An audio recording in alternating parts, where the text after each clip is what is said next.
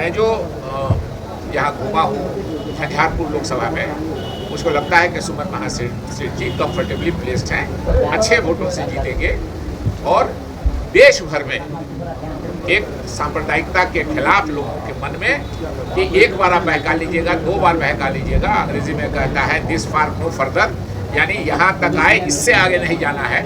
तो देश की जनता अब ज़्यादा सांप्रदायिकता को बर्दाश्त करने की स्थिति में नहीं लगती। ये इलेक्शन क्यों होता है? हम अपना जनप्रतिनिधि चुनते हैं, वार्ड मेंबर से लेके एमपी साहब तक, मुख्यमंत्री और प्रधानमंत्री तक के विकास का काम हो, लोगों का जीवन स्तर ऊपर उठ सके, लोगों को सुविधाएं मिल सके, अच्छी सड़कें मिल जाए, अच्छे स्कूल मिल जाए, बच्चों की शिक्षा के लिए अच्छे अस्पताल हो जाए, साइंस के विकास के लिए अच्छा हो, किसानों की आमदनी बढ़ जाए, रोजगार हमारे नौजवानों को मिल जाए।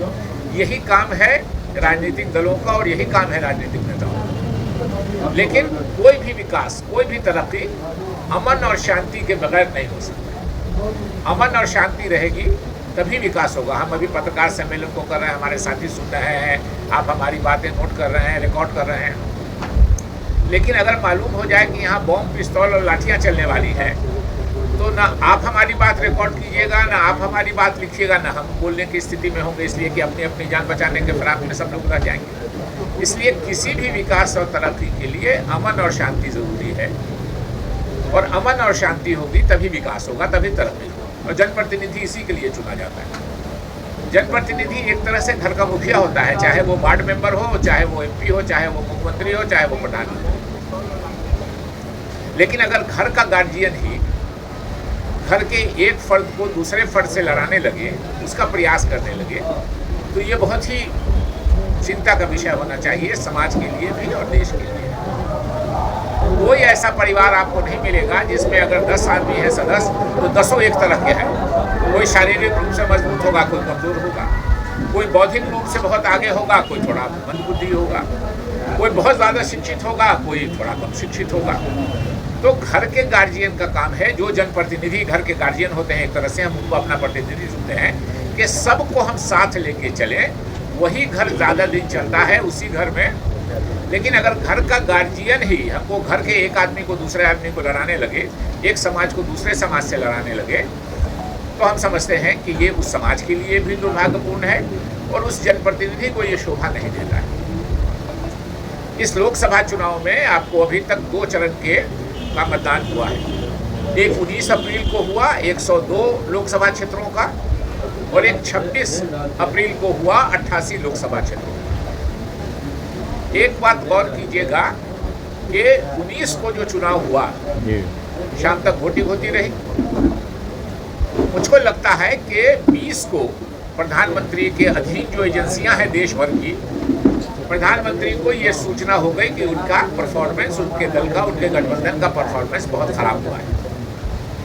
और ये संयोग नहीं है कि देखिए 20 तक उनको रिपोर्ट आई, और 21 की सुबह में, 21 अप्रैल की सुबह में जो प्रधानमंत्री ने पहला भाषण किया है, वो केवल सांप्रदायिक लाइन पे भाषण किया। लगा ही नहीं कि देश का प्रधानमंत्री, देश का मुखिया, देश का गार्जियन ये बोल रहा है। आपस में लड़ाने की बात, और उसी मुद्दे को आज तक वो पकड़े हुए हैं। पिछले कुछ दिनों से प्रधानमंत्री सबका साथ, सबका विकास की बात करते थे, और जाहिर है कि सबका साथ लेके ही हम सबका विकास करेंगे। लेकिन ये बातें उन्होंने छोड़ दिया, सबका साथ, सबका विकास का नकाब फेंक दिया, और आपस में सांप्रदायिक तौर पे लड़ाने के लिए भाषण करते रहे। और इस सांप्रदायिकता से सबसे ज़्यादा किसको घाटा है? बहुत लोगों को ये धोखा होता है कि जो अल्पसंख्यक है उसको घाटा है, समाज को घाटा है तो अल्पसंख्यकों को भी घाटा है, लेकिन सबसे ज़्यादा जो घाटा होता है वो बहुसंख्यक समाज को होता है। आज हमारे देश में बेरोजगारी 45 सालों में सबसे ज़्यादा बेरोजगारी है। कौन समाज सबसे ज़्यादा बेरोजगार है? जिसकी संख्या ज़्यादा है। संख्या किसकी ज़्यादा है इस देश में? ये आप लोग, हम लोग सब जानते हैं। सबसे ज़्यादा जिसकी संख्या है उसको घाटा है। किसानों की आमदनी, जिसको प्रधानमंत्री ने कहा था कि हम 2022 तक किसानों की आमदनी दोगुनी हो जाएगी, वो किसानों की आमदनी 18 सालों में सबसे कम है इस देश में आज की तारीख में। 18 सालों में सबसे कम है किसानों की आमदनी। और किसान सबसे ज़्यादा संख्या में किस समाज के हैं? जो बहुसंख्यक समाज है उसके हैं। अल्पसंख्यक समाज के तो हमारा नौजवान सबसे ज़्यादा बहुसंख्यक समाज का बेरोजगार है। हमारा किसान सबसे ज़्यादा बहुसंख्यक समाज का किसान है जिसकी आमदनी तो कम है। और ये बात करें कि हम बहुसंख्यक के शुभचिंतक हैं, अल्पसंख्यक के हम विरोधी हैं। जिसके आप शुभचिंतक होने का नाम ले रहे हैं उसी को सबसे ज़्यादा घाटा पहुंचा रहे हैं, उसी को सबसे ज़्यादा नुकसान पहुंचा रहे हैं। तो ये न अल्पसंख्यक के शुभचिंतक हैं, न ये बहुसंख्यक के शुभचिंतक हैं। ये केवल अपने शुभचिंतक हैं कि ये समाज को लड़ा के कि इस तरफ ध्यान नहीं जाए लोगों का। और हमारे भ्रष्टाचार को, अभी जो इलेक्ट्रल बॉन्ड में भ्रष्टाचार हुआ है आप सब लोगों ने देखा होगा कि नकली दवा, जाली दवा बनाने वालों के यहाँ छापा पड़ा। 4 दिन के बाद उसने भारतीय जनता पार्टी को इलेक्ट्रल बॉन्ड खरीद के चंदा दिया, उसका खत्म हो गया। वो फिर जाली दवा बना के बेच रहा है। जाली दवा किस समाज के, हमारे किस आदमी को, कब, किसके भाई भतीजा, भाई, हमको, आपको, किसको नकली दवा मिल जाएगी ये कोई नहीं जानता। तो जो एक कंपनी है जिसको 111 करोड़ रुपए के घाटा में चल रही है, जो कंपनी 111 करोड़ के घाटा में चल रही है, उसने 1200 करोड़ रुपया चंदा दिया है भारतीय जनता पार्टी। कहां से आया? तो इस बात को समझना चाहिए कि ये सारा जो नफरत फैलाना है का प्रयास है सरकार का, प्रधानमंत्री का, भारतीय जनता पार्टी का, आरएसएस का, वो सिर्फ इसलिए है कि आप आपस में लड़ते रहिए और हम अपना भ्रष्टाचार, अपना निकम्मापनी, हमारे नौजवानों की बेरोजगारी, किसानों की आमदनी, इस पर चर्चा नहीं करें। सिर्फ सेना को पेंशन नहीं देना पड़े रिटायर्ड सैनिकों को हमारे, उसके लिए वो सेना की परमानेंट बहाली एक तरह से खत्म करके 75% खत्म करके अग्निवीर योजना ले आए। सिर्फ हमारी कांग्रेस का शासन था, यूपीए का शासन रहा, लेकिन हम लोगों ने कभी सेना पर कोई कंप्रोमाइज नहीं किया। तो इन सब का लेना देना एक है कि हम अपना, अंग्रेज भी यही किया करते थे। अंग्रेज भी 1857 में अंग्रेजों ने पूरा भारत कब्जा कर लिया था। जैसे 2014 में मोदी जी आ गए थे शासन में, लेकिन सिर्फ एक बार तो आने से नहीं होगा, उस शासन को बढ़ाना है। 19 में जीतना है, 24 में भी प्रयास करना है। प्रयास इस बार जनता बता रही है कि क्या है।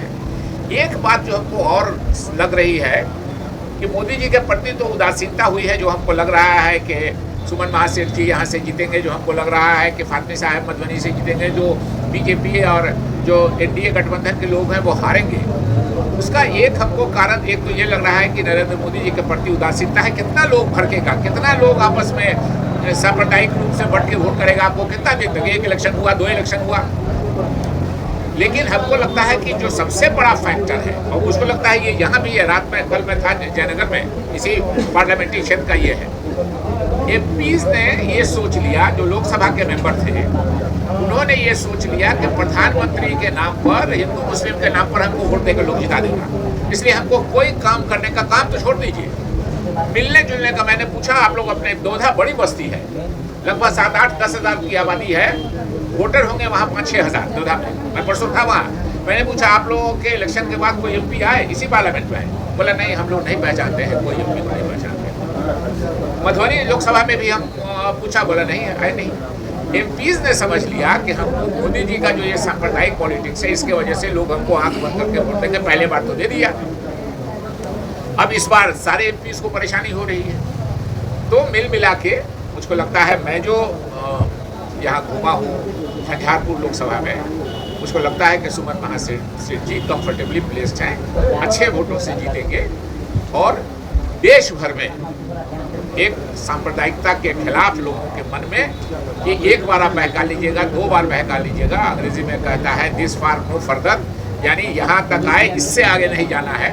तो देश की जनता अब ज़्यादा सांप्रदायिकता को बर्दाश्त करने की स्थिति में नहीं लगती है। यही हमको करना है।